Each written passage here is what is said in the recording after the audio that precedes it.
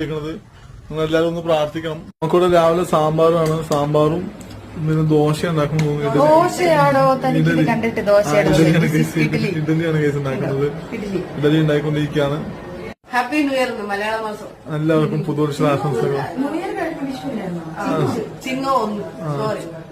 ചിങ്ങൊന്ന് പുതുവർഷ ആശംസകൾ എല്ലാവർക്കും അല്ലേ? പുതുവർഷമല്ലേ മലയാളത്തിൽ? പക്ഷെ നമുക്ക് വിഷമമാണ് നമ്മുടെ ഫ്രണ്ടിലെ ആക്സിഡന്റ്.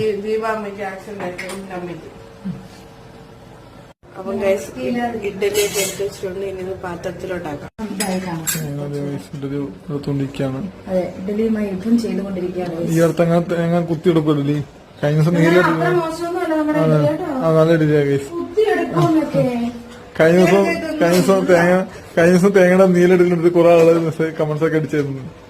ഇന്ന് വെള്ളം എടുത്തില്ല, നീലെടുത്ത് നിർത്തി ക്യാൻസൽ. അതെ, നല്ല ഇഡലിയാണ് കേസ്.